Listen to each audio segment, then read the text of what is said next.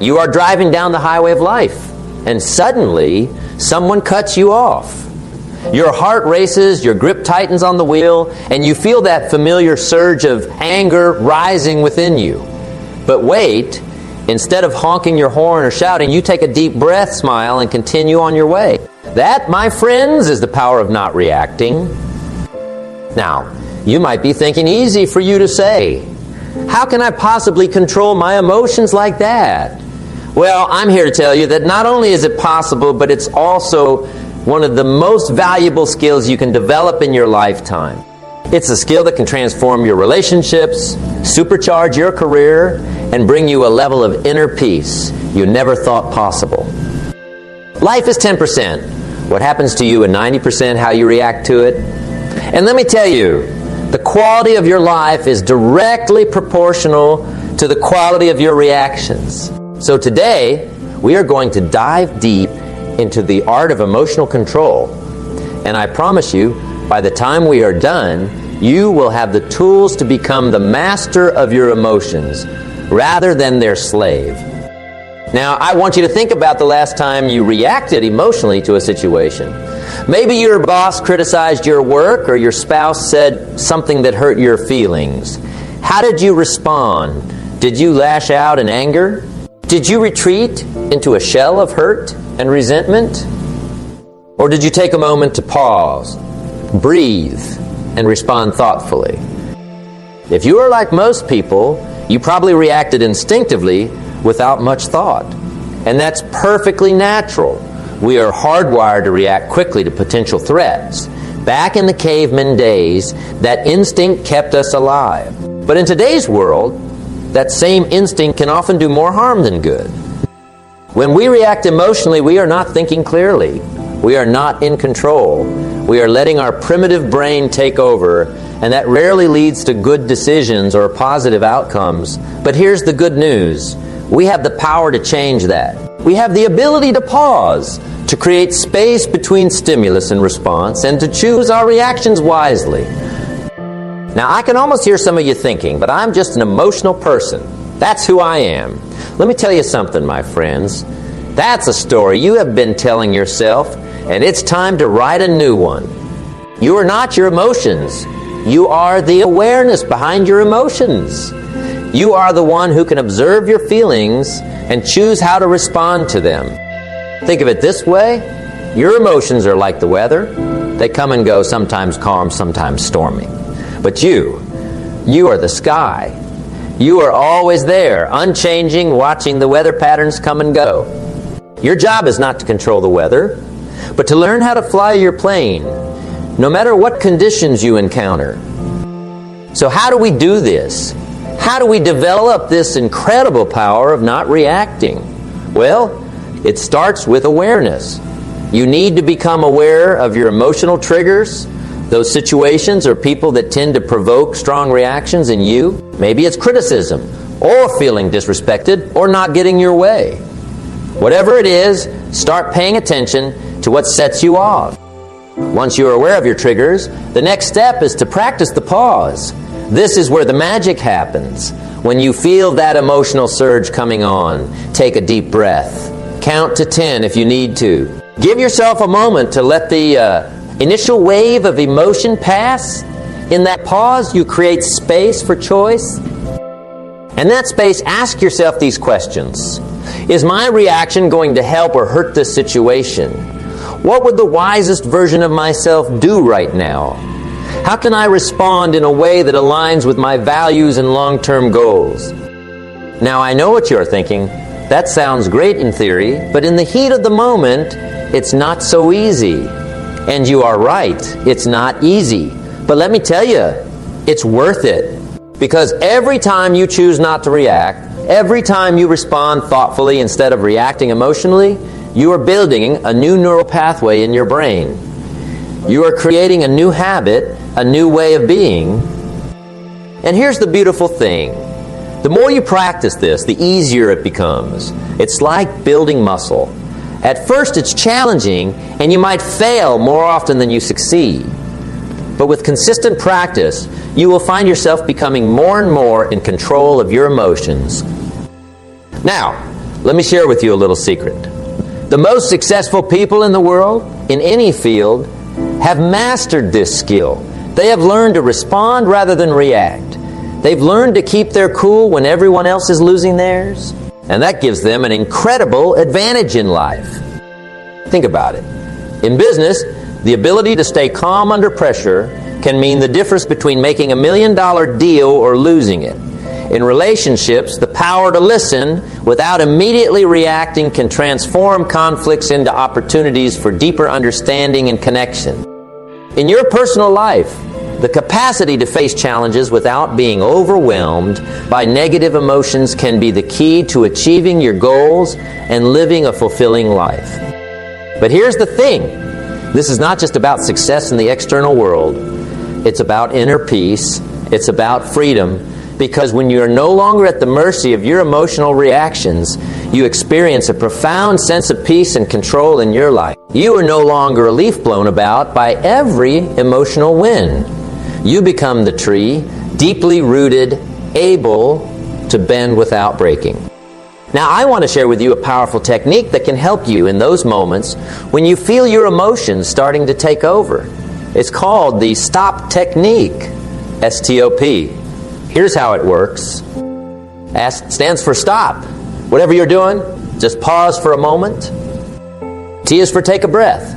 Focus on your breathing. Feel the air moving in and out of your lungs. O means observe. Notice what's happening in your body. Are your muscles tense? Is your heart racing? What thoughts are going through your mind? And P is for proceed. Now that you've given yourself this moment of awareness, choose how you want to respond. This simple technique can be a lifesaver in those heated moments when you feel like you are about to lose control. It gives you that crucial pause, that space to choose your response. But remember, this is not about suppressing your emotions. Emotions are a vital part of the human experience. They give color and depth to our lives. The goal is not to become an emotionless robot, but to develop a healthy relationship with our emotions. To feel them fully, to understand them, but not to be controlled by them. Think of it like this. Your emotions are like a powerful river. You cannot stop the river from flowing, and you wouldn't want to. But you can build banks to channel that river to direct its flow in a way that's beneficial rather than destructive. Now let me tell you a story. There was once a young man who had a terrible temper. His father gave him a bag of nails and told him that every time he lost his temper, he should hammer a nail into the fence. The first day, the boy drove 37 nails into the fence. But gradually, as he learned to control his anger, the number of nails he hammered each day decreased. Finally, the day came when the boy didn't lose his temper at all. He told his father, who suggested that now, for every day he controlled his temper, he should pull out one nail. The days passed, and eventually all the nails were gone. The father took his son by the hand and led him to the fence. He said, "You have done well, my son, but look at the holes in the fence. The fence will never be the same. When you say things in anger, they leave a scar just like this one. You can put a knife in a man and draw it out. It won't matter how many times you say, 'I'm sorry.' The wound is still there." This story illustrates an important point. Our reactions, especially our emotional outbursts, can have lasting consequences. They can damage relationships, harm our reputation, and create problems that take far longer to fix than the moment it took to create them. But here's the good news. Just as we can learn to control our reactions, we can also learn to repair the damage we've done. It starts with taking responsibility for our actions. No blaming, no excuses. Just a simple, "I was wrong, and I'm sorry." Then we need to make amends. This might mean having a heartfelt conversation to clear the air, or taking actions to rebuild trust. And finally, we need to commit to doing better in the future, to learning from our mistakes and growing as individuals. Now, I want to address something important here. Some of you might be thinking, but what about when someone really wrongs me? Don't I have a right to be angry? And the answer is yes, absolutely. Anger can be a legitimate and even necessary emotion in certain situations. It can motivate us to stand up against injustice and fight for what's right. But here's the key. Even in those situations, we still have a choice in how we express that anger. We can express it in a way that's destructive and harmful, or we can channel it into constructive action. The most effective leaders and change makers in history understood this. They didn't let their anger control them. They used it as fuel for positive change. Think about it this way. Anger's like fire. It can warm your house or burn it down. The difference lies in how you use it. The same goes for all our emotions. They are not inherently good or bad. It's what we do with them that matters. So how do we develop this level of emotional mastery? Well, it starts with self-awareness. You need to become a student of your own emotions. Start paying attention to how you feel throughout the day. What triggers certain emotions in you? How do those emotions manifest in your body? What thoughts accompany them? One powerful tool for developing this awareness is mindfulness meditation. Now, I know some of you might be thinking, meditation. That's not for me, but hear me out.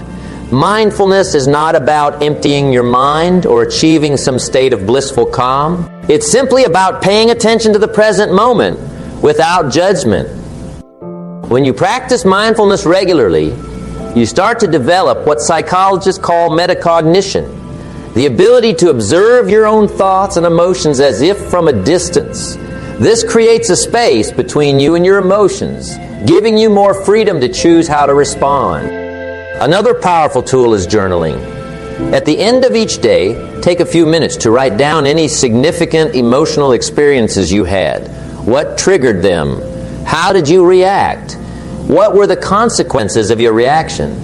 Over time, you will start to see patterns emerge, giving you valuable insights into your emotional landscape.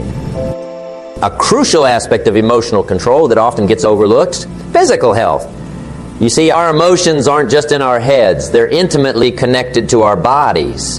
When we are tired, hungry, or physically stressed, we are much more likely to react emotionally. So part of mastering your emotions is taking care of your physical health. This means getting enough sleep, eating a balanced diet, and regular exercise. It's hard to keep your cool when you're running on 4 hours of sleep and a diet of junk food. But when you are well rested and your body is nourished, you will find it much easier to maintain emotional balance. Exercise, in particular, can be a powerful tool for emotional regulation. When you exercise, your body releases endorphins, which are natural mood boosters. Plus, the physical act of exercise can help release tension and pent-up emotions in a healthy way. Now, I want to address another important point. Developing emotional control doesn't mean becoming a pushover. It does not mean letting people walk all over you or never standing up for yourself. In fact, it's quite the opposite.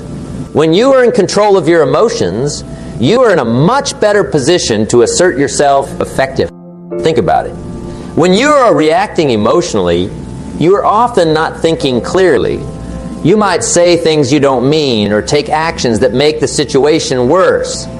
But when you are emotionally balanced, you can express your needs and boundaries clearly and calmly. You can stand your ground without losing your cool. This is what I call assertive calmness. It's the ability to be firm and clear about your position while maintaining emotional composure. It's an incredibly powerful skill in both personal and professional situations. Let me give you an example. Imagine you are in a meeting at work and a colleague takes credit for your idea. The reactive approach might be to angrily confront them in front of everyone, creating a scene and potentially damaging your professional relationships. The emotionally controlled approach would be to take a deep breath, remain calm, and say something like, "I'm glad you brought that up. As I mentioned when I proposed that idea last week, I think it has a lot of potential. I'd love to collaborate with you on developing it further." See the difference? In the second approach, you are standing up for yourself and setting the record straight. But you are doing it in a way that's professional and non-confrontational. This is the power of emotional control in action. A crucial skill in emotional control, empathy. Empathy is the ability to understand and share the feelings of another. It's about putting yourself in someone else's shoes. And let me tell you, when you develop empathy, it becomes much easier to control your emotional reactions. Why? Because when you can see things from another person's perspective, you are less likely to take things personally. You are more likely to respond with understanding rather than reacting with anger or hurt. For example, let's say your spouse comes home from work and snaps at you for no apparent reason. The reactive approach might be to snap back or withdraw and hurt. But if you approach the situation with empathy, you might realize that they have had a tough day at work and their behavior is not really about you at all. This understanding can help you respond with compassion rather than reacting defensively. Developing empathy takes practice. It involves really listening to others, not just waiting for your turn to speak. It involves trying to understand where they're coming from, even if you don't agree with them. And it involves recognizing that everyone is fighting their own battles, many of which we know nothing about. Now, I want to address something that many people struggle with. The fear of being perceived as weak if they don't react emotionally. There's this misconception that showing strong emotions, especially anger, is a sign of strength. But let me tell you, true strength lies in being able to control your emotions, not in being controlled by them. Think about the people you admire most. The great leaders, the wise mentors, are they the ones who fly off the handle at the slightest provocation, or are they the ones who remain calm and composed even in the face of adversity? I bet it's the latter. Anyone can react. It takes no strength, no courage, no skill to simply react to whatever life throws at you. But to pause, to think, to choose your response deliberately, that takes real strength. That's what sets apart the truly successful people in any field. Something that's absolutely crucial in developing emotional control. Self-compassion. Many of us are our own harshest critics. When we make a mistake or fail to live up to our own expectations, we beat ourselves up mentally. And this self-criticism often leads to emotional reactivity. But here's the thing. You cannot berate yourself into better behavior. Harsh self-criticism doesn't lead to improvement.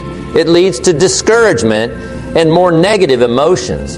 Instead, we need to learn to treat ourselves with the same kindness and understanding that we would offer to a good friend. This doesn't mean making excuses for bad behavior. It means acknowledging our mistakes, learning from them, and then moving forward with determination to do better. It means recognizing that we are human, that we are all works in progress, and that's okay. When you develop self-compassion, you create a stable inner foundation that makes it much easier to navigate the ups and downs of life without being thrown off balance emotionally. You become more resilient, more adaptable, and ultimately more in control of your emotions. It's a powerful technique for developing emotional control. Reframing is the ability to look at a situation from a different perspective. It's about changing the meaning we assign to events. It's not the events themselves that cause our emotional reactions, but the meaning we give to those events. And the beautiful thing is we have the power to change that meaning. For example, let's say you get passed over for a promotion at work. The reactive approach might be to feel angry, hurt, and resentful. But what if you reframe the situation? What if you saw it as an opportunity to identify areas for improvement in your skill? Or as a sign that maybe this is not the right company for your long-term career goals? By reframing the situation, you change your emotional response to it. You move from a place of victimhood to a place of empowerment. And that's what emotional control is all about. Taking back your power, becoming the author of your own emotional state, rather than a passive recipient of whatever life throws at you. Now, I want to address something that's becoming increasingly important in our modern worlds. Digital emotional control. In this age of social media and constant connectivity, we are faced with more potential emotional triggers than ever before. How many times have you found yourself getting worked up over a comment on social media or feeling envious scrolling through your news feed, or getting into heated arguments with strangers online. The digital world can be an emotional minefield if we are not careful. But here's the thing. The same principles of emotional control apply online as they do in the real world. The key is to pause before you post, to think before you type. Ask yourself, is this response coming from a place of emotional reactivity? Is it aligned with my values and the person I want to be? Remember, once something is out there on the internet, it's out there forever. So before you hit that send button, take a deep breath. Give yourself that crucial moment to choose your response wisely. And here's another tip. It's okay to disconnect. In fact, it's necessary. Set boundaries around your digital consumption. Maybe that means no phones at the dinner table or no social media for the first hour after you wake up. Give yourself some space to connect with your own thoughts and feelings without the constant input from the digital world. Visualization. Athletes have long used visualization to improve their performance, and we can use the same technique to improve our emotional responses. Here's how it works.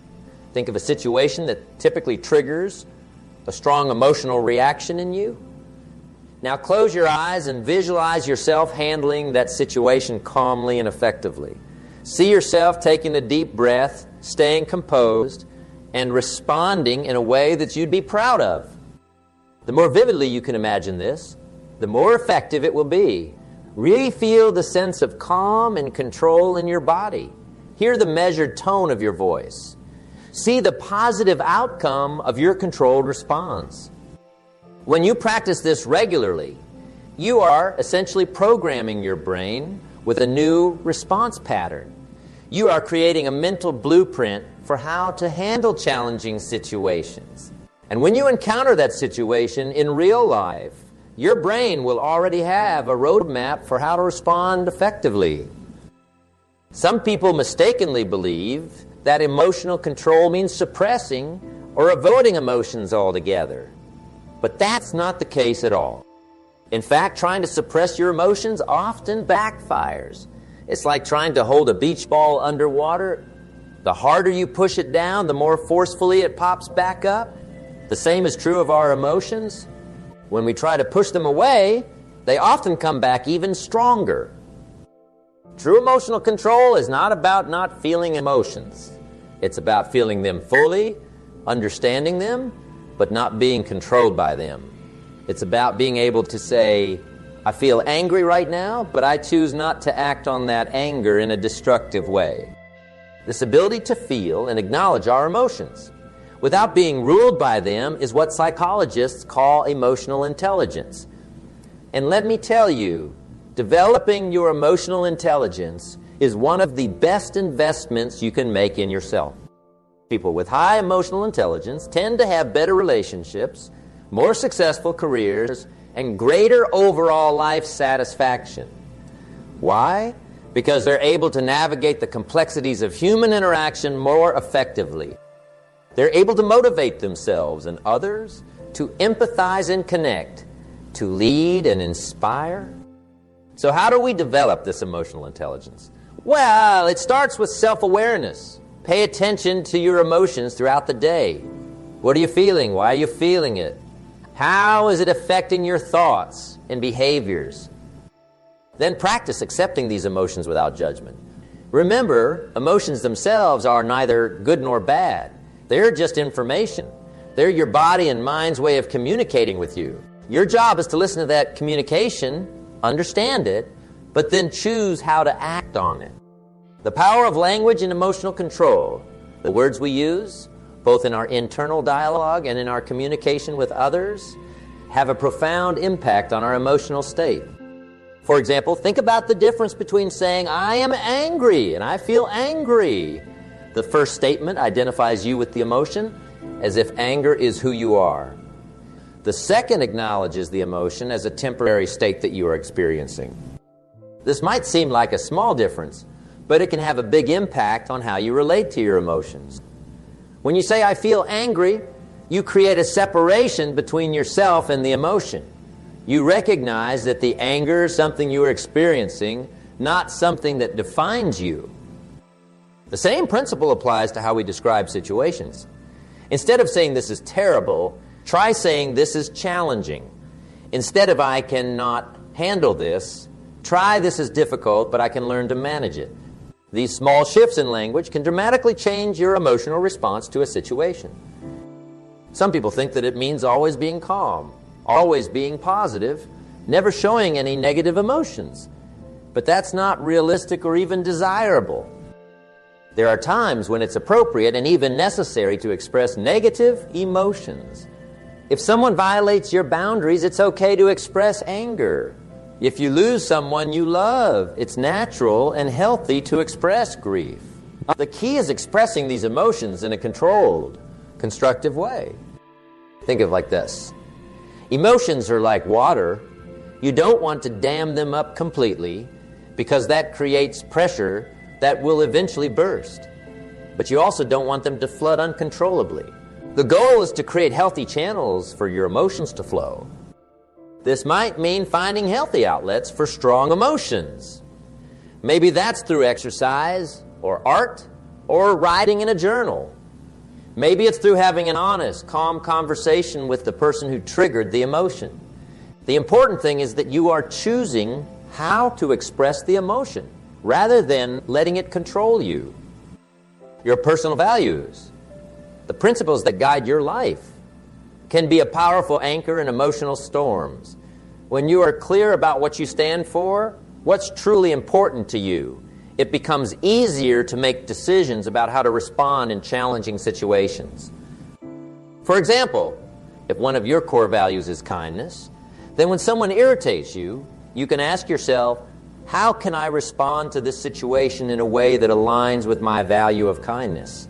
This does not mean being a pushover. Remember, you can be kind and still set firm boundaries, but it gives you a North Star to guide your responses. Take some time to reflect on your core values.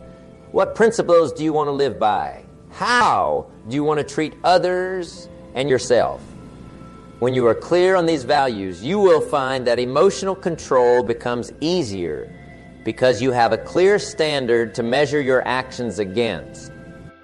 Like any skill, this is not something you master overnight. It takes consistent effort and practice. You will have good days and bad days. There will be times when you slip back into old reactive patterns. And that's okay. The key is to approach this journey with patience and persistence. Each time you successfully pause before reacting, each time you choose a thoughtful response over an emotional reaction, you are strengthening those neural pathways in your brain. You are building the habit of emotional control. And here's the beautiful thing. The more you practice, the easier it becomes. What once felt like a constant struggle gradually becomes second nature. You will find yourself naturally pausing, naturally choosing your responses more wisely. But remember, this is a lifelong journey. Even those who have mastered emotional control still have moments where they're challenged. The difference is they see these moments as opportunities for growth rather than failures.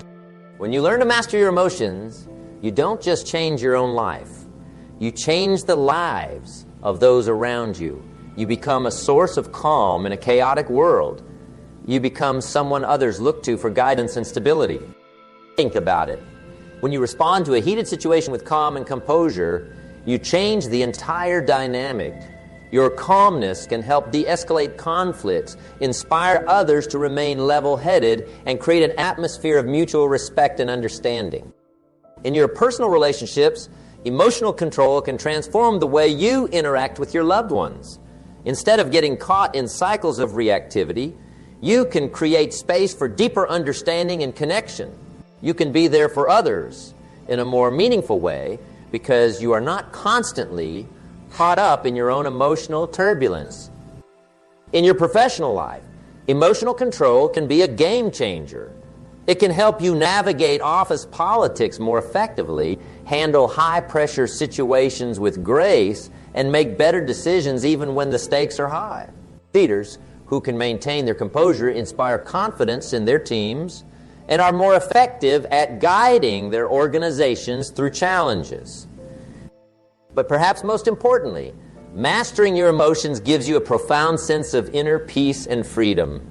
When you're no longer at the mercy of every emotional wind that blows, you experience a deep sense of stability and contentment. You become the eye of the storm, calm and centered even when chaos swirls around you. For the next week, I want you to commit to practicing emotional control in your daily life. Here's what I want you to do. First, each morning when you wake up, set an intention for the day.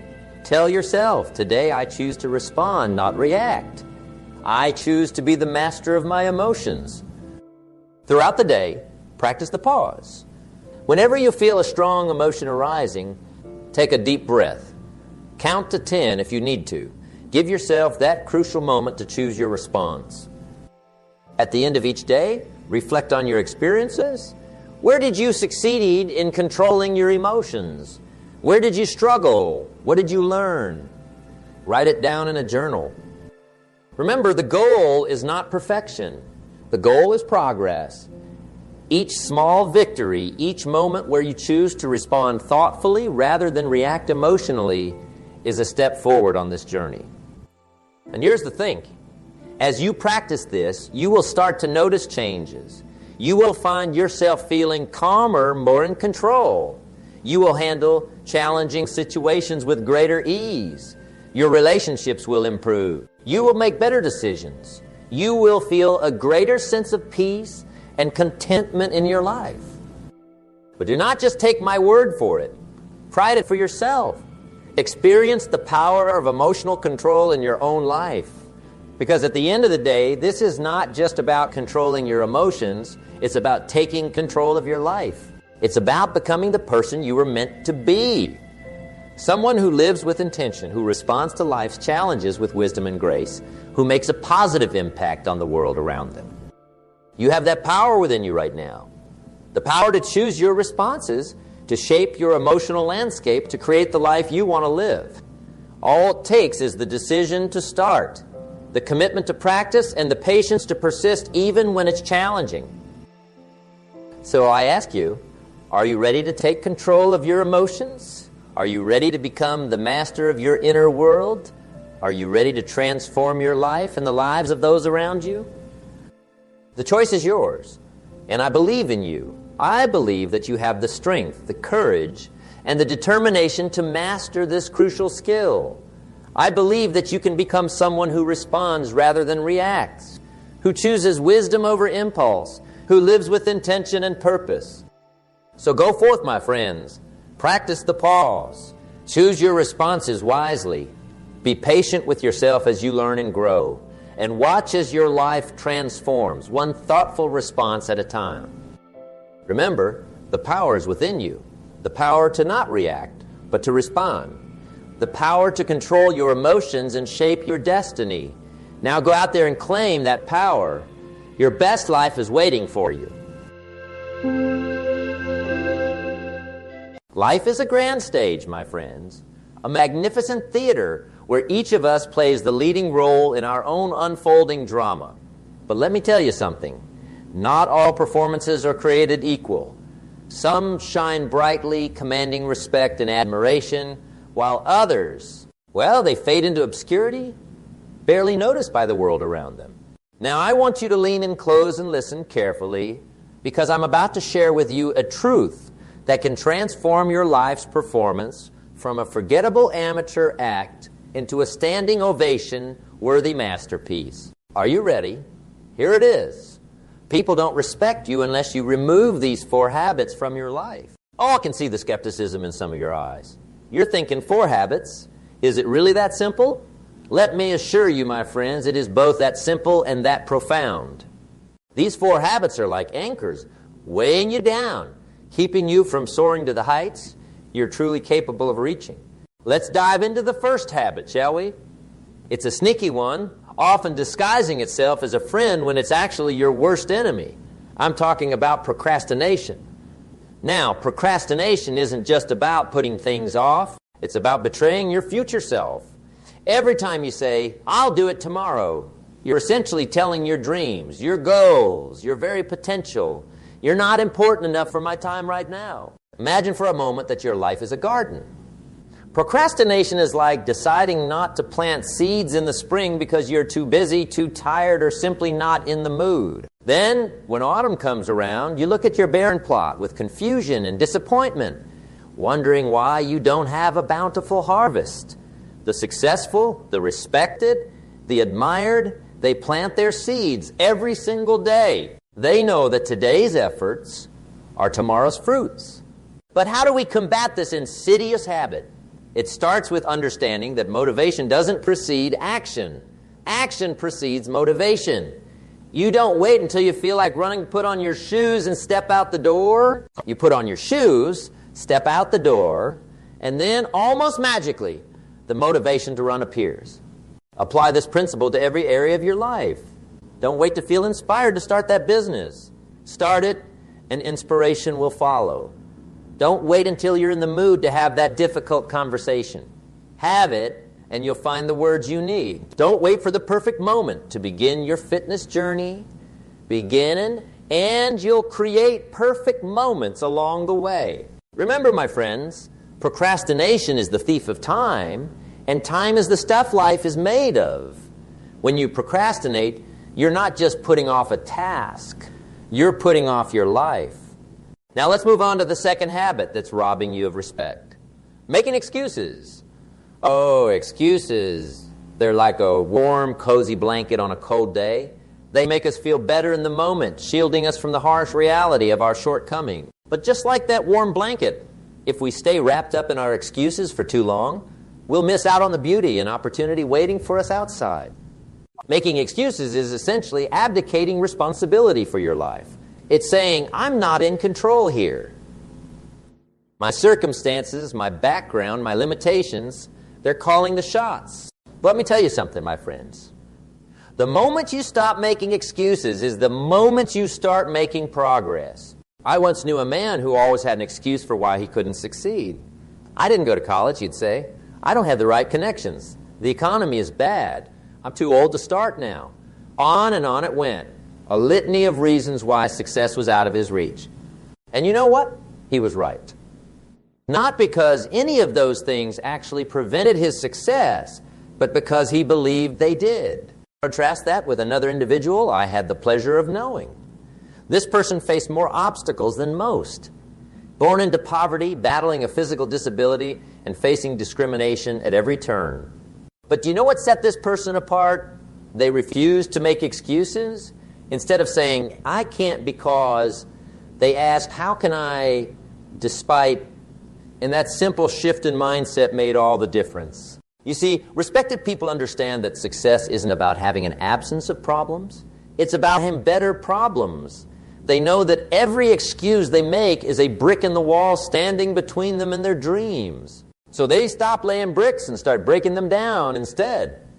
The next time you catch yourself making an excuse, I want you to stop and ask yourself, is this excuse more important to me than my dreams? Is this story I'm telling myself worth sacrificing my potential for? I think you'll find that the answer is always no.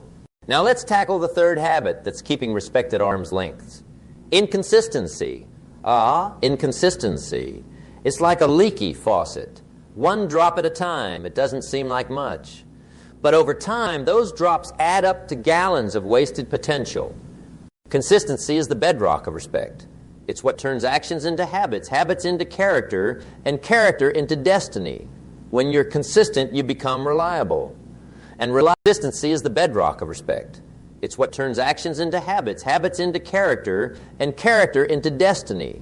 When you're consistent, you become reliable. And reliability, my friends, is a rare and precious commodity in this world. Think about the people you respect most in your life. I'd wager that one quality they all share is consistency. They show up day in and day out, rain or shine. They keep their promises, not just to others, but to themselves. They don't let their emotions dictate their actions. Instead, they let their commitments guide their emotions. I remember a young entrepreneur I once mentored. Brilliant mind, big dreams, boundless energy. But there was one problem. He was wildly inconsistent. 1 week, he'd work 80 hours, fueled by enthusiasm and caffeine. The next week, burnt out and discouraged, he barely put in 10 hours. His results, unsurprisingly, were just as erratic as his efforts. Sat him down one day and shared with him a fundamental truth. It's not about intensity, it's about consistency. I told him I'd rather see you work a solid, focus 40 hours every week than alternate between extremes. Success isn't built on occasional Herculean efforts. It's built on small, consistent actions performed day after day, week after week, year after year. And you know what? He took that advice to heart. He created a schedule and stuck to it, regardless of whether he felt motivated or not. He treated his work like a professional, not an amateur. And within a year, his business had not only stabilized, but was thriving. Consistency isn't flashy. It doesn't make for exciting stories or viral videos, but it's the secret ingredient in every success story you've ever heard. It's what separates the one-hit wonders from the legends, the flash-in-the-pan businesses from the industry titans, the fad diets from true health transformations. So I challenge you. Pick one area of your life where you've been inconsistent. It could be your health, your relationships, your work, your personal growth. Now commit to showing up for that area every single day for the next 30 days. No excuses, no days off. It doesn't have to be a huge time commitment. Even 15 minutes a day will do. But it has to be every day. Watch how this simple act of consistency begins to transform not just that area, but your entire life. Now let's address the fourth and final habit that's standing between you and the respect you deserve. Negative self-talk. My friends, the conversations you have with yourself are the most important conversations you'll ever have. They shape your beliefs, your actions, and ultimately your reality. Negative self-talk is like a toxic friend who's always whispering in your ear, telling you you're not good enough, smart enough, or worthy enough. And just like you wouldn't keep a friend like that in your life, you can't afford to keep that voice in your head. I want you to understand something fundamental. You will never rise higher than your own self-image. If you see yourself as a failure, guess what? You'll find ways to fail. If you see yourself as a victim, you'll find ways to be victimized. But if you see yourself as capable, resilient, and worthy of success, well, then you're already half. I once worked with a talented writer who was paralyzed by self-doubt. Every time she sat down to write, that negative voice would pipe up. Who do you think you are? It would say, you're not a real writer. No one wants to read what you have to say. And so day after day, she'd stare at a blank page, her dreams slipping away word by unwritten word. We worked together to reframe that inner dialogue. Instead of, who do you think you are? We changed it to, you are exactly who you need to be to write this story. Instead of, no one wants to read what you have to say, we reframed it as, your unique perspective is valuable and needed in the world. It wasn't an overnight transformation. Changing ingrained thought patterns never is. But slowly, surely, she began to write. And as she wrote, her confidence grew, her self-talk became more positive, which led to more writing, which led to even more positive self-talk. It was a beautiful, self-reinforcing cycle. Today, she's a published author with a growing readership. But more importantly, she's at peace with herself and her craft. She still has doubts. We all do. But she doesn't let those doubts define her or dictate her actions. So how do you begin to change your self-talk? It starts with awareness. Pay attention to the things you say to yourself throughout the day. Would you say those things to a friend? To a child? If not, why are you saying them to yourself? Next, challenge those negative thoughts. When you catch yourself thinking, I'm not good at this, reframe it as, I'm learning and improving every day. When you think, I'll never succeed, change it to, every setback is teaching me something valuable for my eventual success. Remember, your mind believes what you tell it. So tell it empowering truths. Tell it that you are capable, that you are worthy, that you are enough, because you are, my friends. You absolutely are. Now, I want you to imagine for a moment what your life would look like if you eliminated these 4 habits. Picture yourself free from procrastination, always taking action towards your goals. Envision a life where you make no excuses, taking full responsibility for your circumstances and your future. See yourself being consistent in your efforts, showing up day after day, building momentum and credibility. And imagine the peace and power that comes from positive, encouraging self-talk. That life, my friends, is not just a fantasy. It's available to you right now, today, if you choose it.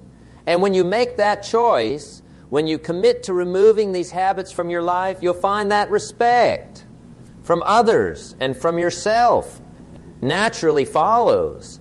But let me be clear. This isn't about impressing others or seeking their approval. True respect, the kind that matters, starts with self-respect. When you respect yourself enough to stop procrastinating, to stop making excuses, to be consistent, and to speak kindly to yourself, you set a standard. You show the world how you expect to be treated. And the world, more often than not, will rise to meet that standard. Now, I can see some of you shifting uncomfortably in your seats. You're thinking, this all sounds great, but it's easier said than done. And you're absolutely right. It is easier said than done. If it were easy, everyone would be doing it. But here's the thing. The fact that it's difficult is precisely why it's worth doing. You see, personal growth, the kind that earns respect and transforms lives, happens in the arena of discomfort. It happens when you push past your fears, when you do the things you think you can't do, when you keep going, even when every fiber of your being is screaming at you to quit. But here's the beautiful thing. Every time you choose action over procrastination, responsibility over excuses, consistency over comfort, and self-encouragement over self-doubt, you grow stronger. You build what I like to call your character muscle. And just like a physical muscle, the more you exercise it, the stronger it becomes. I want you to start small. Don't try to overhaul your entire life overnight. Pick one area, one habit to focus on. Maybe you commit to waking up an hour earlier each day to work on a personal project. Perhaps you decide to go for a walk every evening, rain or shine. Or maybe you start a gratitude journal, writing down 3 things you're thankful for each night before bed. Whatever you choose. Commit to it for 30 days. Why 30 days? Because that's long enough to see real results, but short enough to not feel overwhelming. It's long enough to start building that momentum, to start rewiring those neural pathways in your brain. And here's a little secret. It's easier. Those first few days might be tough. You might have to drag yourself out of bed or force yourself to lace up those walking shoes. But stick with it, because somewhere around day 10 or day 15, something magical starts to happen. It starts to feel normal. It starts to feel good.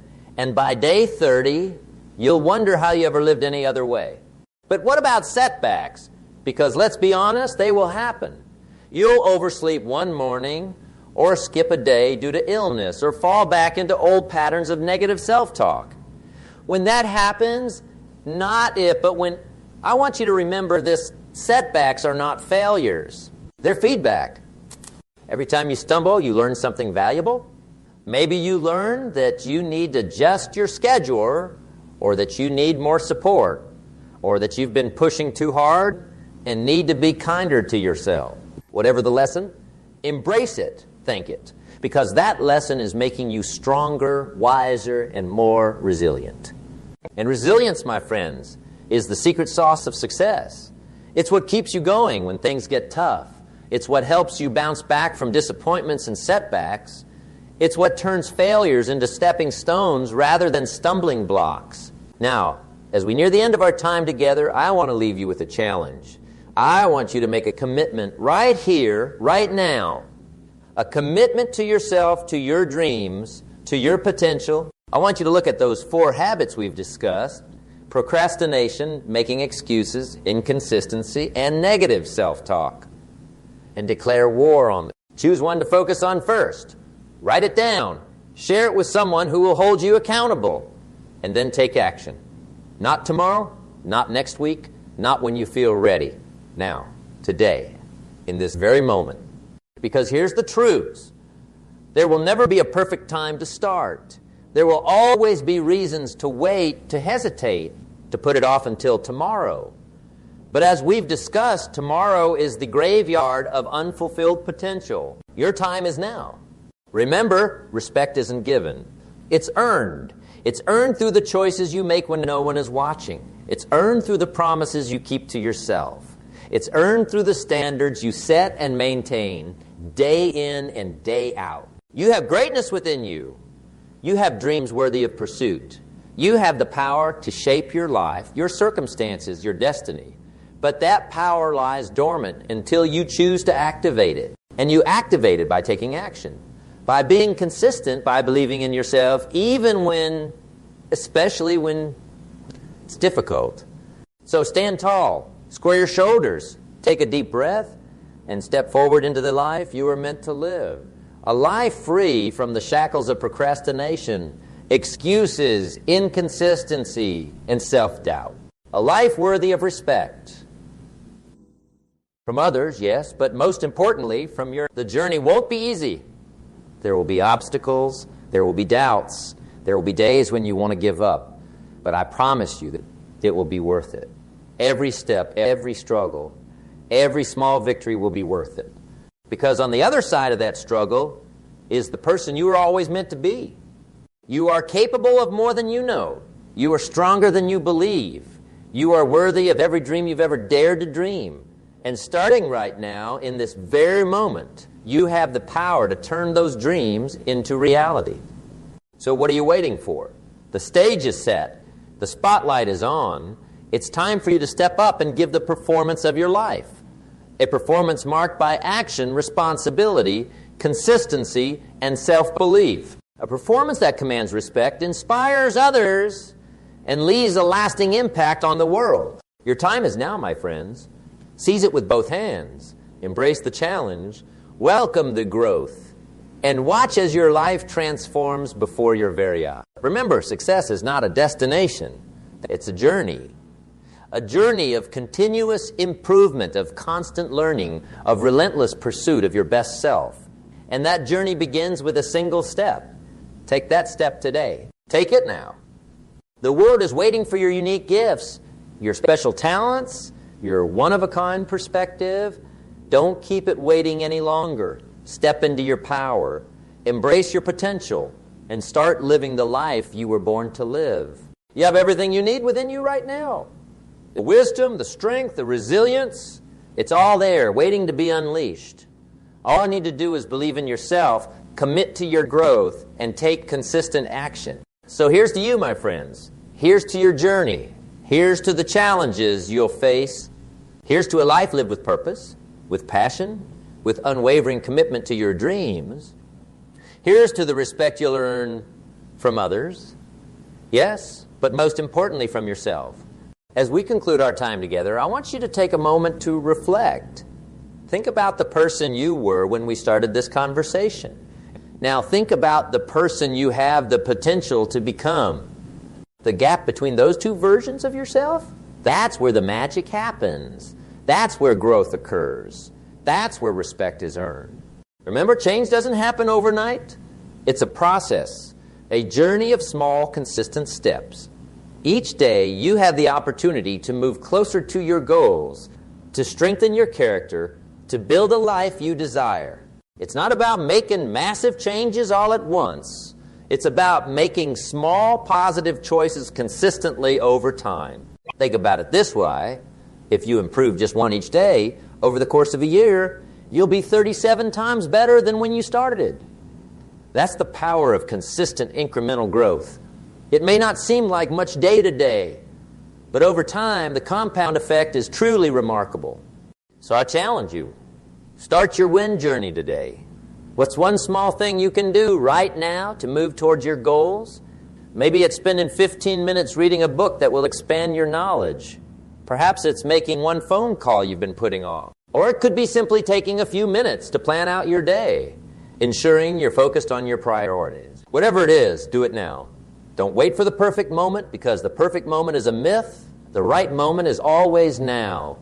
Right now, in this very instant, you have the power to change the trajectory of your life. And as you embark on this journey, remember that setbacks are not failures. They're opportunities for growth, chances to learn and improve. Embrace them. Learn from them. Use them as fuel to propel you forward. You might be wondering, what if I stumble? What if I fall back into old habits? My friends, that's not just possible, it's probable. Change is rarely a straight line. There will be ups and downs, twists and turns. But here's the key. It's not about never falling. It's about always getting back up. Each time you catch yourself procrastinating, making excuses, being inconsistent, or engaging in negative self-talk, celebrate. Yes, celebrate. Because in that moment of awareness, you have a choice. You have the opportunity to change course, to make a different decision. And it's in those moments of choice that your character is built and respect is earned. Remember, respect isn't about being perfect. It's about being committed to growth, about taking responsibility for your life, about showing up consistently even when it's difficult. It's about treating yourself with kindness and compassion even as you push yourself to grow and improve. As you move forward from here, I want you to carry this truth with you. You are capable of amazing things.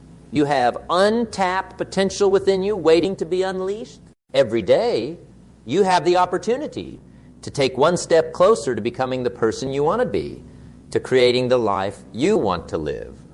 So embrace the journey, embrace the challenges, embrace the growth, because on the other side of those challenges, on the other side of that growth, is a version of yourself that you'll be proud of, a version of yourself that commands respect, not just from others, but from yourself. Remember, the journey of 1,000 miles begins with a single step. You've taken that step today. Now keep walking, keep moving forward. One day at a time, one choice at a time, one small victory at a time. You have everything you need within you. The strength, the courage, the resilience, it's all there. Trust in yourself.